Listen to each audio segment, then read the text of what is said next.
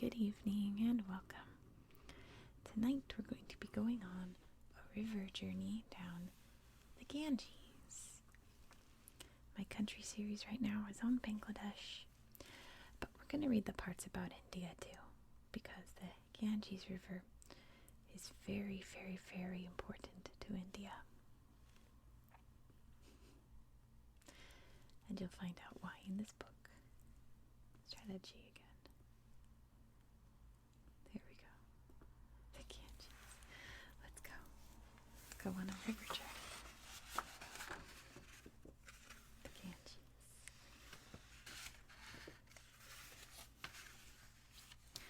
Here's a nice long map of the river. All the places that we're going to explore. Journey ahead. Our journey begins at an ice cave in the Himalaya mountains of northern India. From here we follow the Ganges as it flows 1,558 miles across India and Bangladesh into the Bay of Bengal. At first the river runs through deep valleys and over tumbling rapids. Swollen with meltwater and monsoon rains, the young Ganges slashes through the surrounding rocks, falling 90% of its total descent in the first 311 miles. After Haridwar, the Ganges slows in pace and we cross a vast plain that supports rich farmland. We explore some of India's major cities, including Kanpur, Varanasi, and Calcutta. In Allahabad, we watch a Hindu festival called Kumbh Mela. We enter Bangladesh across the Farakka Barrage, one of only 2 dams on the river. The Ganges dominates Bangladesh and its delta is the largest in the world. The flow of the river, especially in flood, is a matter of life and death for the Bangladeshi people. Then we visit the famous Sundarban wetlands, and we end our journey where the Ganges splits into the Bay of Bengal. Don't forget your hiking boots. We start our journey with a hike in the mighty Himalaya mountains. The headwaters. From the foot of the Gangotri Glacier, we walk along mountain paths and across fast-flowing streams. Pine forests and snow-capped mountains surround us. Sometimes scars on the mountainsides mark the devastating impact of landslides and earthquakes. We discover how people survive in this region, as well as the impact their lives have on the local environment. We also learn about the Hindu religion and its close ties to the Ganges River. The Gangotri Glacier. The Gangotri Glacier is more than 2.5 miles above sea level. It covers an area of almost 77.2 square miles, although the glacier is said to be shrinking.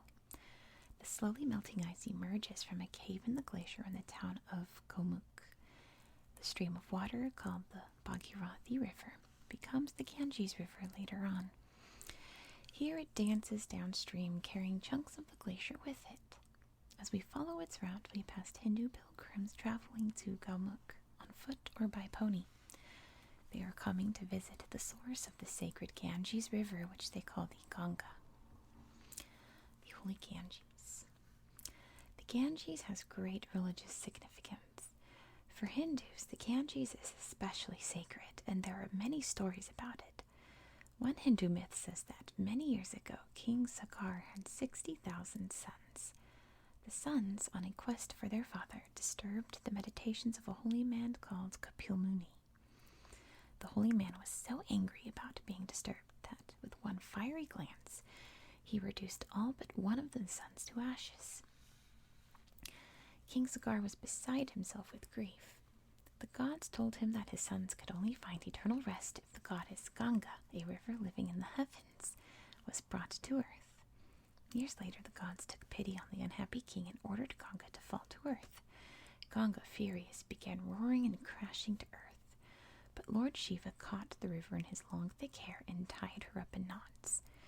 When Ganga calmed down, Lord Shiva slowly untied his hair and Ganga tumbled gently down onto the Himalaya mountain range. Then she flowed across to India, washing over the sons' ashes at the edge of the ocean and freeing their souls, as the gods had promised. Ganga's water flowed in 7 streams, and one of these is the Bhagirathi River, the one we are now walking beside. Hinduism is the main religion in India. There are also many Muslims, and there are Buddhists, Christians, and Sheiks as well. on top of the world. Would you look at the pictures up here? The Himalaya Mountains, or the Himalayas, include the highest peaks in the world and stretch for nearly 1,900 miles through Nepal, Bhutan, and Tibet. Their stunning peaks, glaciers, and valleys also reach into northern Pakistan, Bangladesh, and India. Sorry, I was going to show you the pictures. The Uttaranchal region of India, where we are now, includes several of India's highest peaks, including Chokamba and Nanda Devi. Both of these mountains are more than 4 miles high. India is now part of the landmass we call Asia, but the two were once separated by a sea. Over millions of years, enormous pressures beneath the Earth's surface gradually forced the two landmasses to move together. When they finally collided, their edges were pushed up through the sea to form the Himalayas. India and Asia were still pushing against each other, and the Himalayas are still growing. Mount Everest is the highest mountain in the world at 29,035 feet, and it grows up to 1 inch a year. I can speak. Occasionally, the enormous pressure of moving land masses is released in a sudden jolt on the Earth's surface. This movement, called an earthquake, can be a very destructive force and can trigger landslides. In populated areas, earthquakes often destroy buildings and injure or kill hundreds of people. On October 20th, 1991, a large earthquake struck Uttarkashi near Haridwar. It damaged more than 42,000 homes, killed 5,000 people, and killed almost 1,000 more. A staircase of farms. In this part of India, individual farms provide most families with food and money. However, there is a shortage of flat land, so farmers have developed a clever technique called terraced farming. Small walls are built with rocks and then covered with earth and grass to hold them together. The walls are built across a slope, and the area behind the walls is filled in with soil to make level terraces. The terraces provide land for growing crops. They also collect rainwater and reduce soil erosion from the hillsides. Although each terrace is quite small, together they form a giant staircase of farms. You can see cereals, vegetables, beans, and vines being grown, often all together. This system, called polycropping, spreads the work of tending crops throughout the year and helps prevent a single crop from being destroyed by one particular pest or disease. The Tehri Dam. In its search for new supplies of electricity for India's growing population, the government has used the power of the Ganges. As water falls, it releases energy, and this can be captured and used to generate electricity. Hydroelectric power is a clean and renewable form of energy. In 1961, a site was chosen near the town of Tehri to build a large dam across the Ganges. The dam is not yet finished, but if it ever is, it will stand 886 feet high, and its reservoir will hold more than 793 billion gallons of water. When that water is released, the force of its fall will turn giant turbines that generate electricity as they spin. An amazing 2,400 megawatts will be generated, enough to light 40 million 60-watt light bulbs. Although the electricity would benefit India, the building of such a large dam causes problems. It is because of these dangers that the Tehri Dam is not yet finished. Supporters of the dam argue that it will provide a cleaner source of energy than fossil fuels such as coal, oil, and gas. The dam, they say, will provide thousands of jobs during its construction, and even more through the businesses that will be attracted to the area with guaranteed electricity supplies. Water from the dam will provide irrigation for local farms, and the dam itself will help control the Ganges' flow and protect downstream areas from flooding. Those against the dam include politicians, environmentalists, and scientists. Local villagers are also worried because 100,000 of them will have to move when the reservoir floods their homes and land. Despite government promises, villagers believe they will not be fully compensated. Although scientists point out that the dam is sited in a dangerous earthquake zone, they fear that the dam could burst if there is a big earthquake, just like the one that struck Uttarkashi in 1991. If this happened, then the holy cities of Rishikesh and Haridwar 50 and 62 miles downstream, respectively, would flood in less than an hour. Scientists also warn that the dam's turbines could become blocked by sediment carried by the Ganges River. The dam's engineers say this would take 100 years to happen, but others say it might happen in only 30 years. During the 1990s, building work on the dam was disrupted by protests. Sri Sunderlal Bahugana, an 81-year-old protester, refused to eat for 56 days during 1997 until the Indian Prime Minister promised to investigate concerns about the dam. No one knows whether the Tehri Dam will ever be finished. I'll Google this and write what happens on the screen there. The Chipko movement. This is Sri Sunderlal Bahugana that I was just talking about. In the area around us now, the forest has been cleared to construct roads and to mine minerals under the forest floor. This amount of forest clearance is called deforestation. The local population is often blamed for deforestation because they clear trees to create more farmland and to use the wood for fuel. Deforestation is a serious problem in the Himalayas. The tree's leaves work like giant umbrellas and protect the soil from the erosion caused by heavy rains. The roots also reduce erosion by holding the soil together and absorbing rainwater. Without trees, the heavy rains wash soil down the hillsides and into the river network. When it reaches the Ganges River, the extra sediment slows the river down and raises the riverbed. This reduces the amount of water the Ganges can hold, increasing the risk of downstream flooding. Not everyone thinks that deforestation has caused more flooding of the Ganges. Some scientists argue that the deforestation problem in the Himalayas has been exaggerated. They say the people there care for the forest because they use it to provide fuel, food, building materials, and medicines. In 1973, one group of local villagers formed a group called the Chipko movement to protect their forests from logging companies. In Hindi, Chipko means to cling or stick to, and Chipko supporters clung hard to the forests. Some of them actually clung on to the trees to prevent them being cut down. The Chipko movement attracted worldwide attention. The organization's actions led to bans on logging and changed Indian governmental policy. Seasons of the Ganges. Between November and February, the weather is dry and mild. Rainfall is low, and the Ganges flows slowly. By March, the air is warming up. Then the snow and glaciers melt, swelling the Ganges and its tributaries. By the end of June, the monsoon season brings warm, moist winds from the Indian Ocean, laden with heavy rains. Monsoon rains often start suddenly and can last for days at a time. There we go. Many parts of India receive most of their rainfall during monsoon season. For example, Lucknow on the Ganges Plains receives almost 80% of its rain during the monsoon. More rain falls in July than in all the months from October to June combined. These annual monsoon rains and Himalayan meltwater refresh the Ganges and bring life to its lands and people. Slipping and sliding.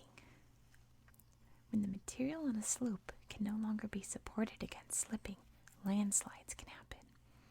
Landslides often follow heavy rain, start without warning, and move very quickly.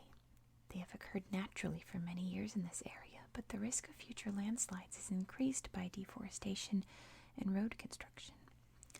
In August 1998, heavy monsoon rains caused major landslides in Okimath, Mappa, and Mansuna. Homes, roads, farmland, and livestock were washed away or damaged, and nearly 300 people were killed. Now we leave the mountain passes and climb onto a big inflatable raft. Hold on tight as we surge through the narrow gorges ahead. The Upper Ganges. From our raft, we have first-hand experience of the Ganges' power. For 35 miles, we will fight the rapids and plunge downstream toward the holy town of Rishikesh. We see leopards, monkeys, and deer and visit one of India's most luxurious and environmentally friendly hotels. When we finally leave the Himalayas at the city of Haridwar, we prepare for a magical journey across the vast Gangetic plain. Prayag and pilgrims. The tiny temple known as Dev Prayag, right?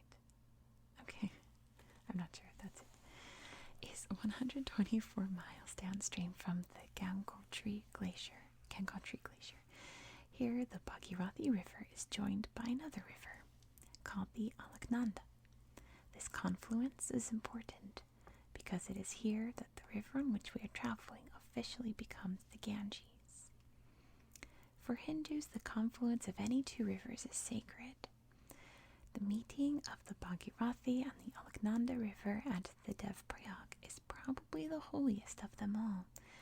The river banks are lined with stepped platforms called ghats, where pilgrims gather to bathe in the Ganges. They believe the water will wash away their sins and guide them toward nirvana, a state of spiritual freedom. Hindus who live close to the Ganges often bathe at dawn and dusk and offer gifts of flowers and food to the river. Holy men known as sadhus visit shrines in India, including all the sacred places on the river. Shooting the rapids. As we journey through the upper reaches of the Ganges, we enjoy one of the wildest whitewater experiences in the world. The river roars deafeningly as it surges around us, swirling through narrow gorges and crashing over rapids. The name of the most spectacular rapids, the Fall and the Wall, give a clue to what lies ahead. Don't worry though, the river guides are very experienced. They have taken the journey many times. It takes just over a week to raft this bit of the Ganges, and we must carry our food, tents, and gear with us. Everything has to go into waterproof bags to keep it dry in the raft. At night we will camp on sandy banks. These banks form because the river has started to slow down and to deposit sediment. Elephants. Rajaji National Park. Rajaji National Park covers 317 square miles. It was created in 1983 to conserve and protect the surrounding environment and to support environmentally friendly tourism. Rajaji National Park is a nature lover's paradise. It has up to 49 mammal species, 315 bird types, 49 fish species, and many reptiles and butterflies. 4 islands in the Ganges are inside the park's borders. The islands are home to ducks, herons, cormorants, and 28 species of snakes. As we pass through the park, you might see a group of female elephants with their babies, or a tiger picking its way through the long riverside grass. You might even see a leopard relaxing in a tree. Threads to the park. Rajaji National Park is also home to the Gujars, a group of migratory pastoral people. They keep herds of buffalo and move them among different grazing lands during the year. Between October and April, they stay in the Shivalik Mountains. Then, during the warm rainy season between May and September, the Gujars move to the alpine pastures of the Himalayas. As they pass through Rajaji National Park, they use its forest resources for animal feed, fuel wood, housing, and food. The Gujars have used this land for centuries, long before the park was formed. Their traditional use of these resources is important to them. But the park authorities believe that the Gujars and their herds harm the surrounding environment and threaten local wildlife. As a result, the authorities are trying to prevent the Gujars from using the park. If the people who live near the Teri Dam need to be resettled near the park, that could cause further problems. Ganga Banks. At Ganga Banks, we are welcomed to one of the most environmentally friendly hotels in India. Now we can rest after the journey through the rapids. The Ganga Banks Resort is set in forests of bamboo and sal trees on the banks of the Ganges. It is constructed of naturally available materials. Here comes my cat. As always, thank you, kitty. You are directly in the way. Could you please move? Okay, he's just going to be on my desk now. It is constructed of naturally available materials. Not a single tree was cleared to build at the resort, and some rooms even have a tree passing right through them. My cat has left the desk. Everything's safe now. As tourists become more aware of environmental issues, they are prepared to pay more for vacations that protect local environments and their people. This is called ecotourism, and it is becoming a valuable addition to India's tourist industry. As you explore the resort, you will see some of its environmentally friendly practices. Wastewater is used to water the lawns, food waste is buried to make compost, and solar energy is used for cooking and heating. Guests are even asked to help by planting a tree when they check into the resort, not out of the resort. Alright, Rishikesh and Haridwar. We continue by raft to the holy town of Rishikesh. Nestling on the banks of the Ganges and surrounded by hills on three sides, Rishikesh has only 82,000 people. But it is a center of meditation and yoga. Yoga is a form of exercise for both mental and physical health. If all the walking and rafting along the upper Ganges has exhausted you, then Rishikesh is the perfect place to relax. There are many ashrams, or spiritual retreats, dotted throughout the town. When we leave Rishikesh, we also leave the Himalayas. Now the Ganges enters flatter plains. By the time we get to Haridwar, just 15 miles downstream, the flow of the Ganges has slowed down because it is crossing flat ground. Haridwar is about 3 times larger than Rishikesh. Its name means gateway to the gods. You can see the town bathing ghat called Har Ki Pauri, or the footstep of God, on the riverbank. The Ganges has a strong current here, and the pilgrims must grip chains set into the ghat so they do not get swept away while bathing. In the evening, the river takes on a soft glow when priests offer prayers and float hundreds of lights onto the water. The Upper Ganges Canal. For thousands of years, people living alongside the Ganges River have used its water to irrigate their fields. You can see this very clearly at Haridwar, where a dam diverts much of the Ganges' natural flow into the Upper Ganges Canal. The canal was built between 1842 and 1854 for navigation and to supply water to about 1.5 million acres of farmland. At over 300 miles long, the Upper Ganges Canal was then the largest irrigation system in the world. Engineers still marvel at the enormous aqueducts that transport the Ranipur and Pathri rivers over the canal. 17 miles downstream from the Haridwar is the town of Roorkee.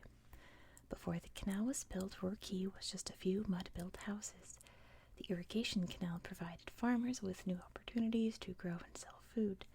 Now Roorkee is home to more than 150,000 people.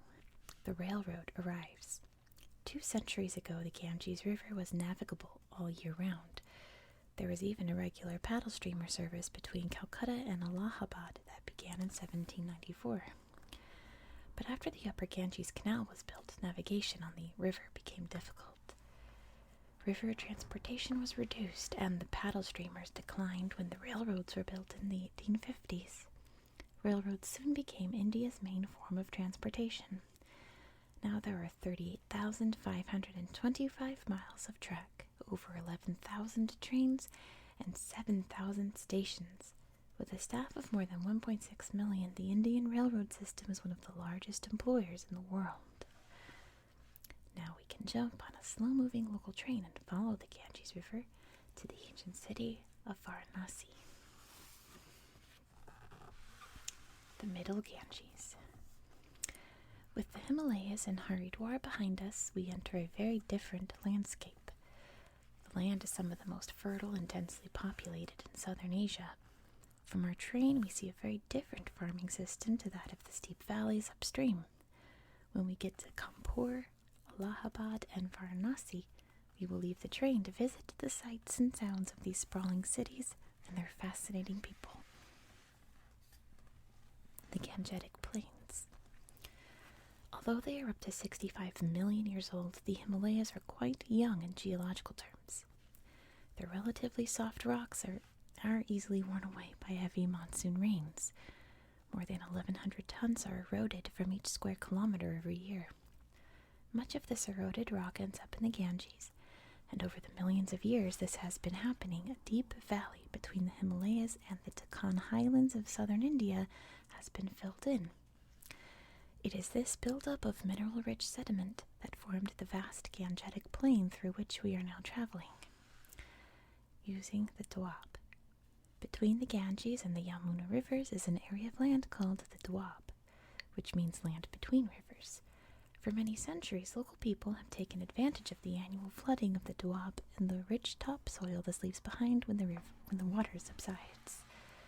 The Doab soil is further enriched by plowing and cattle dung and farm refuse, which add nutrients to the soil. A wide variety of crops can be grown in the Doab. In the past, crops were often grown together or in a rotational pattern. Each crop used different soil nutrients, and so the soil had time to recover between plantings. Although the Doab is fertile, water supplies are a problem during the long dry season, when crops such as wheat and barley need watering to prevent them from drying out. The farmers of Oraya district, through which we are traveling, used to depend on wells and use buckets to irrigate the crops. The Upper Ganges Canal made large-scale irrigation possible for many Doab farmers and changed farming forever. But an even bigger change was to follow, a change so great, in fact, it was called a revolution, the Green Revolution. The Green Revolution. In the mid-20th century, India's government was worried about meeting the food needs of its rapidly growing population.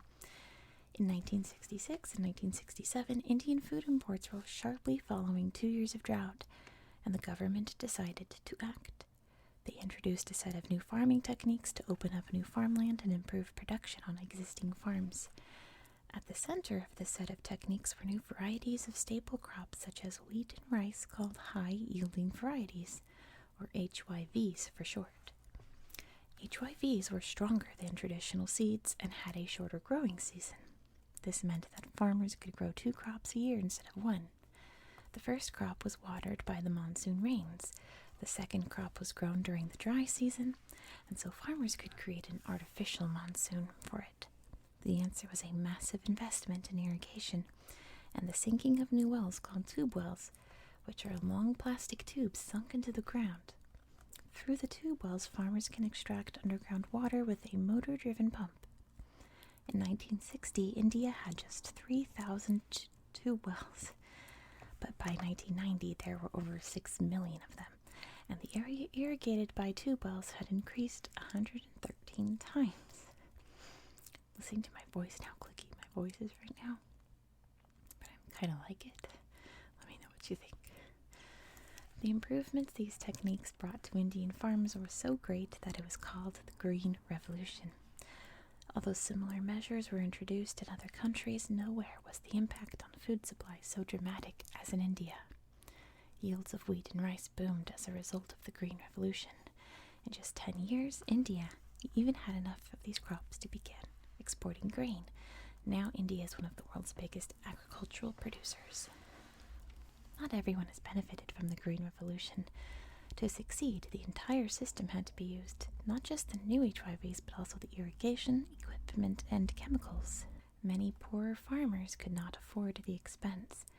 Those living in areas of poor quality soil were often ignored by planners, and some farmers who rented good land suddenly found themselves being asked to leave when landowners tried to cash in on the new opportunities. As a result, many farmers became poor, some lost their homes, and others went to the cities in search of work. The revolution's price. Although HYV seeds can be more drought-resistant than traditional varieties, they are often more susceptible to attack from diseases or pests, and they require more weeding. Farmers have to use chemical sprays to tackle these problems, but some of these pesticides and herbicides pollute the local environment and threaten human health by poisoning water supplies or food. The introduction of HYVs also reduced the traditional varieties of staple crops. Today, for example, India has 50 varieties of rice, but 200 years ago there was an estimated 30,000 traditional species. The missing varieties may now be extinct. This is a problem because traditional species may have had better resistance to pests and diseases and might have reduced the need for chemicals. The dirty Ganges. In the city of Kanpur, the banks of the Ganges are lined with leather and textile factories. These industries are very important to the people of Kanpur, but they are also very polluting. Each year they release a staggering 148,800 tons of bleach, dye, chemicals, even animal carcasses into the Ganges. Pollution on this scale was not limited to Kanpur. Over 220 million tons of industrial waste are emptied into the Ganges every day. Chemicals used in farming and bodies cremated on the riverbanks add further to this pollution. The biggest cause of pollution is human sewage. More than 1,400 million tons are dumped into the river daily. At the same time, people rely on the Ganges for water to wash, cook, and even drink. Pollution in the Ganges makes its water a serious health risk. Pollution and health. Water pollution and poor living conditions are a major problem for Kanpur's residents. The Ganges provides over half the city's water, but pollution levels are as high as 340,000 times the acceptable levels. People are often exposed to dangerous chemicals and are often sick. Diarrhea is especially common, but cholera and typhoid also spread by polluted water. These diseases cause fevers and dehydration, and in severe cases they can kill.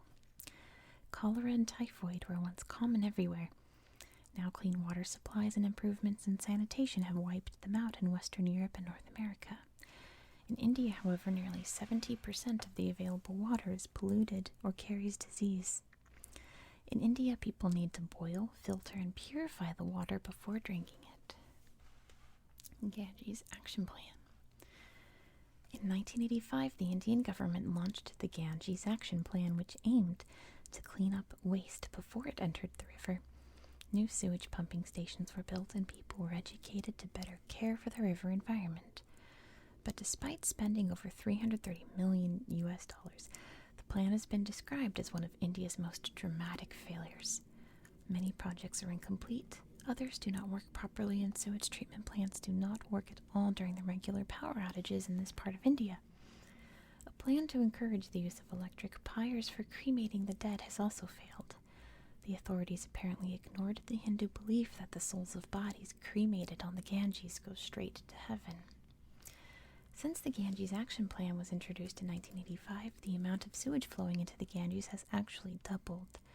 Less than 20% of it is treated to make it safe. The three-way junction, which you can see down here. Let you see the picture. Almost 124 miles downstream from Kanpur, we reach the ancient city of Allahabad. Some people call Allahabad another name, Triveni Sangram, which means three-way junction. This is the place where the Ganges meets two other rivers of great religious importance to Hindus, the Yamuna River and the mythical Saraswati River. Like the Ganges, the Yamuna River begins life high in the Himalayas. It travels for 851 miles, flows through India's capital, New Delhi, and past India's most famous building, the Taj Mahal at Agra. The power of the Yamuna River restores the dwindling flow of the Ganges. The Saraswati River, however, only exists in the tales of priests and sadhus and in the minds of millions of devout Hindus. Geographers have long searched for evidence of this mythical river, but its source and course still remain a mystery. Out of this world. The place where the Saraswati River is believed to meet the Ganges and Yamuna is sacred and is the most holiest place on earth for a Hindu to bathe. Every 12 years, Hindus gather in enormous numbers to celebrate a 2,000-year-old festival called Mahakumbh Mela, the great fair of the vessel of immortality. Sadhus and priests meet for prayers, and millions of Hindus bathe in the Ganges seeking purification. In January 2001, almost 30 million Hindus traveled from around the world to celebrate Mahakumbh Mela. It was the biggest gathering of people the world has ever seen. The Allahabad authorities built a temporary city with 400,000 tents, 75,000 latrines, and 61 access roads. Thousands of tons of flour and rice were eaten during the month-long celebrations. Preparations help to make the festival safe, and safety considerations are important. In 1954, 300 people were trampled to death And in 1989, more than 3,000 people were reported lost, some of who were never found. In 2001, special camps were set up for lost people, and although 180,000 people were reported lost, they were all eventually reunited with their families. You might be lucky enough to visit Allahabad during the next Maha Kumbh Mela in 2013, so 2025. Hopefully in 2025. But you don't need to travel there to see it. The festival is so enormous that it can be photographed from space. I think it's easier to travel to India than space, but okay. We'll see what's going on in 2025. Tourism in Varanasi. Varanasi is an ancient center of trade, education, religion, art, and culture. It is sometimes known by its ancient name, Kashi. Varanasi was settled by the Khasis people over 3,000 years ago, and its famous silk industry dates back nearly as far. There's a typo in the book. Today, Varanasi attracts visitors from around the world. We can join some tourists on an early morning boat trip and watch the centuries-old Varanasi tradition as the first rays of dawn turn the Ganges a shimmering red and gold. Varanasi's famous ghats fill with people. These Hindu bathers line the western bank of the Ganges each morning to offer puja, or worship or tribute, to the rising sun. Then we might head into the hustle and bustle of the old city and search the maze of alleyways for a souvenir of beautiful Varanasi silk. We take a rickshaw ride across town to our hotel for the night. These three-wheeled vehicles provide transportation in most Indian cities. They are powered either by small motor engines or human pedal power. At the hotel, we have wonderful views of the Ganges from a high terrace. But watch out for the monkeys who love to steal food and cameras. They are the true rulers of Varanasi's rooftops. The caste system. Traditionally, Hindu society is organized into different social groups known as castes. The Brahmins, or priests and academics, are the highest caste, followed by the Kshatriyas, rulers and warriors, and the Vaishyas, traders and professionals. The Shudras, skilled workmen, laborers, and servants, are the lowest. Another group of people have an even lower status than the Shudras. These people are called Dalits, which means the oppressed, and they have no caste at all. About 15% of the Indian population are Dalits. The caste system is not as strong as it used to be. In India's cities today, different castes work, travel, eat, and socialize together. But caste is still important, and it influences many aspects of daily life. For example, some upper castes still believe they will be polluted if they come into contact with Dalits, and marriage between people of different castes is very unusual. Dalits can often find only undesirable jobs such as cleaning bathrooms or collecting garbage. In rural areas, social divisions are still very strong. There, Dalits may be forbidden to enter Hindu temples or even prevented from collecting water from certain village wells.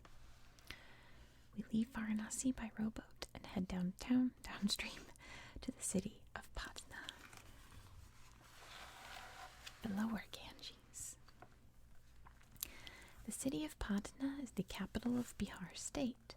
Patna is also an important historical settlement. In the farmland around the city, we learn more about rice and its importance to the Indian economy. We search for the Ganges River dolphin and discover the fascinating process of silk production in the city of Bhagalpur. Then we travel along the Hooghly River to visit Calcutta, the biggest city on our journey.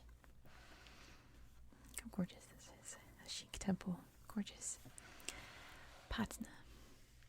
Patna history dates from the 5th century BCE when it was called Pataliputra. Legend says that King Putraka built the city for his queen Patali. Pataliputra was the center of some of India's earliest kingdoms, but it was deserted by the 7th century CE. Then in 1541, the city grew up again around Patna. At that time, it was ruled by an Afghan king of the Mughal Empire, a Muslim kingdom that once controlled much of southern Asia. The British ruled Patna from 1765 until 1947, when India gained independence. Squeaky book, hello. Patna's varied past is all around us. The Sher Shahi Mosque is a famous Muslim landmark built in 1545. The Sikh shrine of Harmandirji marks the birthplace of the Sikh guru Govind Singh, who was born here in 1766. Is that what this is? Yes, it is. Let's look at it again. So beautiful. One unusual landmark is a giant granary known as Golkar. This dome-shaped structure was built by the British to store grain in 1786, after there was a terrible famine in the region. The granary was never used, but if you climb to the top of the 95-foot structure, you will have fantastic views over the city of Patna and the Ganges River. Rice cultivation. As we leave Patna, we travel through vast fields of rice growing on either side of the Ganges. Rice cultivation began in India some 5,000 years ago, and it is still one of India's most important crops. In 2001, India produced 22.5% of the world's rice and was the second highest producer of rice after China. Much of India's rice is consumed within India, but one variety, basmati rice, my favorite rice, is a very valuable export. India exports about 716,500 tons of basmati a year. About 65% of this goes to Saudi Arabia, and the rest to Europe and North America. And my tummy. I love basmati rice. Next to like sticky rice. A freshwater dolphin. The Ganges River dolphin is a member of the dolphin family, but it looks quite different from ocean-going dolphins. It can grow to 8 feet and is 8 feet long and is a gray-brown color. It uses its long-toothed beak to catch fish, squid, crustaceans, and even turtles. Edit that. Blech. Okay.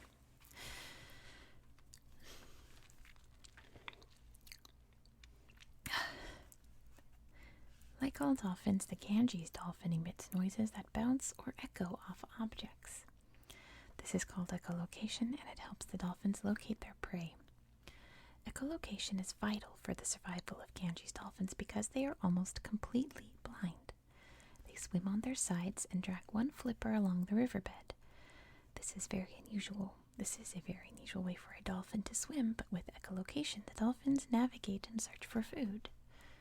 The Ganges River dolphin is an endangered species. Dams, irrigation, fishing, industrial pollution, and river traffic have all had an impact on them. In 2001, there were only about 4,000 left in the wild. The Silk City. About 125 miles downstream from Patna, we reached Bhagalpur. The city is so famous for silk production that it is often called the Silk City. Silk is a valuable animal fiber produced by silkworm caterpillars as a building material for their cocoons. In Bhagalpur, commercial silk production, called sericulture, still follows traditional processes. First, the silkworm cocoons are collected by hand from wild mulberry bushes and left to dry in the sun. Next, the cocoons are soaked in a boiling bath, which softens the gum that binds the silk fibers together. Then a skilled worker, called a reeler, takes the individual fibers from several cocoons at a time, that's what she's doing here, and unwinds or reels them to form a single thread of silk. Although each cocoon may just be 1 inch long, the reeling process can produce a single continuous fiber half a mile long. Finally, the thread is woven into silk fabric. Bhagalpur workers mainly use hand looms. There are only a few power looms left in the city. After further treatments, including washing and dyeing, the silk is graded and then sold. Indian sericulture has grown dramatically since the 1970s. By the mid-1990s, India was the world's second biggest producer with 13% of world production. Much of this increase comes from silkworm farms.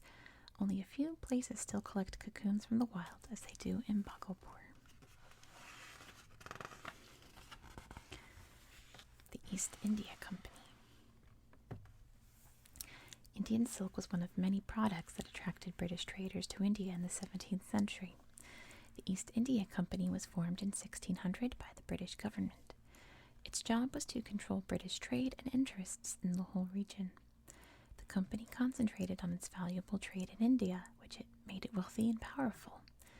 Soon the East India Company also took over competing traders. Gradually, it controlled most of the Indian subcontinent. The East India Company even had its own army with 24,000 soldiers. In 1784, the British government decided to take direct control of Indian affairs instead of leaving it to the East India Company. The company gradually lost its power. It was closed down after the Indian Mutiny of 1857 to 1858, when Indian soldiers serving in the East India Company mutinied against their British officers. Calcutta. Calcutta is located on a branch of the Ganges called the Hooghly River. The Hooghly is part of the enormous Ganges Delta.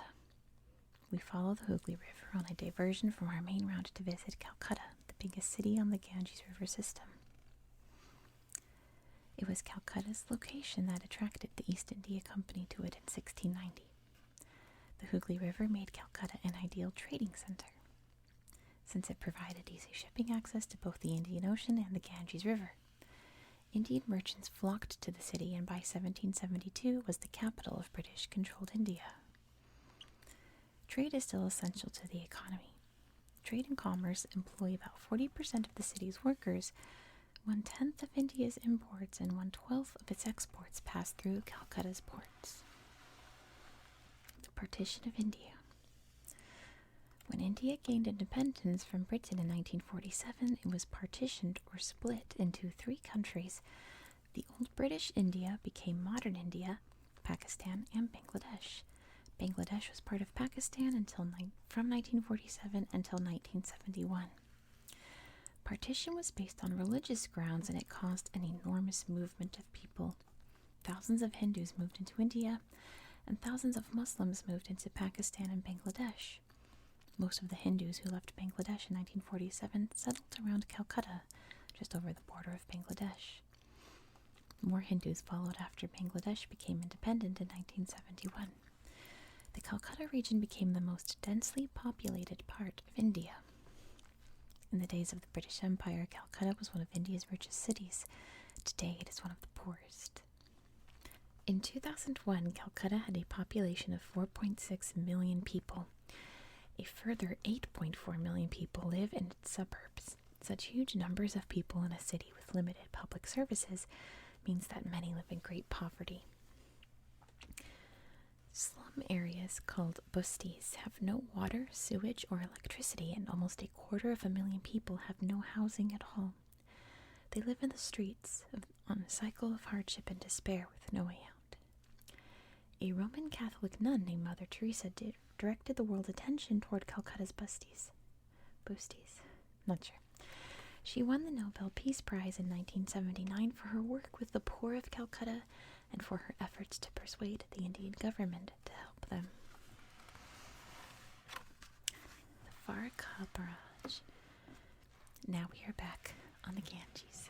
There we go. But our route downstream into Bangladesh is blocked by the Farakka Barrage. The dam was built by the Indian government to improve navigation around the city of Calcutta. The Farakka Barrage diverted some of the water from the Ganges River into the Bhagirathi and the Hooghly rivers. That increased the flow of water and helped ships to navigate more easily into and out of Calcutta's ports. The extra water from the Farakka Barrage improved navigation around Calcutta. This in turn helped the Indian economy. Water disagreements. As soon as the Farakka Barrage opened in 1976, it was the subject of serious disagreements between India and Bangladesh. The Bangladeshi government feared that the barrage would prevent enough water from reaching its own country. A water shortage in the Ganges River would be disastrous for the Bangladeshi economy. Estimates showed that water shortages of this kind would cost the country over $500 million a year. The impact on agriculture, fishing, industry, and navigation would be enormous. Some experts also believed that if India opened the barrage during periods of high flow, the sudden rush of water would cause widespread flooding and further economic damage in Bangladesh. In 1977, the two countries signed an agreement over India's use of the Farakka Barrage. It stated how much water India could withdraw from the Ganges without harming the economy or people of Bangladesh. This first agreement, however, lasted only 5 years. Although further agreements followed, each one was short-lived. It was not until 1996, 20 years after the barrage was opened, that India and Bangladesh signed a lasting Ganges water agreement. The two countries now cooperate to share and manage the Ganges and other rivers in the region. This partnership is vital since the region's population and demand for water will continue to grow in the future. We catch a ride with one of the local fishing boats and head for Bangladesh. This is the final part of our journey. The Ganges Delta. Now we leave India and enter Bangladesh. The people of Bangladesh depend on the Ganges. In good times, they farm its fertile soil, but in the times of flood, their lives are threatened by its rising waters. We see where Southern Asia's second great river, the Brahmaputra, joins the Ganges. Together, these two rivers form the world's biggest delta. We explore the marshy Sundarban forest at the southern edge of Bangladesh, and finally we watch the Ganges River flow into the Bay of Bengal. The giant delta. About 124 miles downstream from Farakka, the Ganges is joined by the Jamuna River. The Jamuna is the lower part of the mighty Brahmaputra River. Like the Ganges, the Brahmaputra began life high in the Himalayas. By the time they meet, the Ganges and the Jamuna have slowed down. They have started to deposit the massive loads of sediment collected on their journeys. Now they are one river, but sediment blocks the main path. The river is forced to split into channels as it finds its way to the ocean. These channels are called distributaries. The Ganges River has 8 main distributaries, and there are hundreds of smaller ones. The entire delta region covers an area of about 29,000 square miles, which makes it the biggest in the world. Fertile floodplains. Bangladesh's delta is one of the most populated areas in the world. Many of the country's 132 million people depend on the delta for their survival. 2/3 of Bangladeshis work in agriculture and grow crops in the fertile delta floodplains. Jute fiber, used to make twine and sacking, is Bangladesh's main export crop. Tea, wheat, rice, beans, sugarcane, and fruits are grown for export as well as for local consumption. Most of Bangladesh's farms depend on the annual flooding of the Ganges to bring fresh supplies of nutrient-rich sediment to their fields. But living in the path of the Ganges is a risky business. One way people have adapted to this risk is to build their homes on top of earthen platforms or embankments. They hope this will protect them from all but the most severe floods. Monsoon floods. No matter how carefully the Bangladeshi people prepare for floods, nature is dangerous and unpredictable. An especially long and heavy monsoon season brings disaster. Sometimes the Ganges floods so badly that it covers 2/3 of Bangladesh in water. This causes billions of dollars in damage and hundreds of deaths. One of the worst floods in recent history was in 1998. About 1,000 people were killed and more than 30 million were left homeless by floods, which lasted more than 2 months. The entire rice crop was ruined, and the government asked for almost $900 million of aid to help it feed and rehouse its people. Dhaka and the poor. Dhaka is the capital of Bangladesh and home to more than 8 million people. Many of these people are among the poorest in the world. One organization that tries to help Bangladesh's poor is the Grameen Bank, based in Dhaka.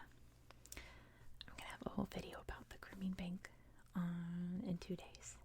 Not next video, but the video after. But let's learn about it. The Grameen Bank was founded in 1976 to help poor rural Bangladeshis borrow money and start up small businesses. This simple plan has transformed the lives of more than 2.4 million people. Their former poverty meant that ordinary banks refused to lend the money. Today, the Grameen Bank has expanded into a whole range of enterprises to fight poverty. These include support for village industries, such as weaving and fishing. It also provides services such as telecommunications and the internet. The Grameen Bank has been so successful that it has been copied. Similar plans now run in about 43 other countries, including neighboring India. Gas reserves. One of Bangladesh's best hopes for defeating poverty is its gas reserves. These lie under the Delta region and offshore in the Bay of Bengal. Important discoveries were made during the 1990s, and several major oil companies have invested in gas exploration in Bangladesh. The most important gas field, the Sanggu, is an offshore one. It began production in June 1998. In 1999, Bangladesh produced about 320 billion cubic feet of natural gas. This was used to produce agricultural fertilizers, generate electricity, and power vehicles. It is also used for cooking and light. With estimated reserves of between 11 and 33 trillion cubic feet, Bangladesh's future natural gas looks very good. The Sundarban, which I have a whole video for you tomorrow about the Sundarban. Now we take a small boat to explore the Sundarban. This vast area of forest and swamp spreads across the 54 islands that line the southern edge of the Ganges Delta. The dense vegetation around us is one of the last untouched areas of Bangladesh. Very few people live here. The Sundarban belong to the wildlife of southern Asia. Threatened species like the estuarine crocodile, the Indian python, and the endangered Bengal tiger live here. Interest in Bengal tigers has led to a growing tourist industry, as rich visitors will pay high prices for a glimpse of them. We will be very lucky to spot a tiger, but they can probably spot us, for as the local saying goes, here the tiger's always watching you. The Sundarban area has an important role in protecting Bangladesh from storms. Fierce storms are common here during the monsoon season, but the Sundarban's thick mangrove vegetation acts as a natural barrier. Without it, Bangladesh would experience much greater damage. Storm dangers. Cyclones, called hurricanes or typhoons in other parts of the world, are severe weather systems. They result in a mass of swirling and fast-moving winds and rain. With wind speeds of up to 155 miles per hour, cyclones are extremely destructive if they hit land. They are among the world's worst natural disasters. In coastal areas, cyclones are often followed by an equally destructive storm surge when large waves rush inland at great speed. The natural barrier of the Sundarban is no match for a severe cyclone or storm surge. Throughout Bangladesh's history, its people have had to cope with the devastating effects of these tropical storms. In 1970, Bangladesh suffered the world's worst recorded cyclone when about 500,000 people were killed. The last bad cyclone to strike Bangladesh was in 1991. This is an old book, but anyway. It killed 139,000 people and made millions more homeless. Most of the dead were killed by the storm surge, which reached heights of 19 feet and stretched almost 9 miles over inland. 9 miles over 14 kilometers inland. I always skip these, like the meters and kilometers. But let me know if you want me to read those out too. I am American after all. After the 1991 cyclone, the government built concrete shelters and introduced an early warning system. This new system seems to work. In 1997, a 124-mile or 200 kilometers an hour cyclone killed fewer than 50 people. It would be like that. How was that? That sound okay? Shrimp and fish. We leave the sheltered wilderness of the Sundarban on board a local fishing boat. Fishing has played a part in the lives of Bangladeshi people for a long time, and its inland fisheries are the third biggest in the world after China and India. Fish is particularly important in Bangladesh, where it provides the main source of protein in the diet of many people. Our boat heads out to where the fresh water of the Ganges mixes with the salt water of the Indian Ocean. This brackish water is ideal for producing shrimp by a new and fast-growing type of fish farming called aquaculture. Here, high-value shrimp are farmed in large containers or cages that are submerged in the open water. They are mainly sold for export. In 1998, Bangladesh aquaculture produced 644,000 tons of shrimp and fish, worth almost $1.5 billion. Unfortunately, intensive aquaculture can cause disease to spread into wild stocks of fish. Sometimes captive fish escape and endanger local wild species. Many experts describe aquaculture on this scale as an ecological disaster. Global warming. The greatest change Bangladesh and its people may face in the coming years will probably be the threat of global warming, or the gradual warming of the Earth's surface that is caused when carbon dioxide and other greenhouse gases are released into the atmosphere. One of the likely results of global warming is a gradual rise in sea levels. This could be 1.6 feet or zero point 0.5 meters by 2100. That might not sound like very much, but it would mean that 6 million Bangladeshis would lose their homes. It could permanently flood the low-lying delta region through which we have traveled. Global warming could also increase the frequency of cyclones and alter the timing and severity of monsoons. If warmer temperatures also melt glaciers and snow in the Himalayas, the whole Ganges region will face a much higher risk of flooding. No one knows if global warming will happen that fast, but if it does, the journey we have just made will not be possible in another 100 years. We have reached the end of our journey and the end of the Ganges, seen by some as the holiest river in the world. The people and places of the Ganges River are fascinating in their variety. Now that you have experienced this for yourself, you can follow the area's fortunes in the future, which I think we will.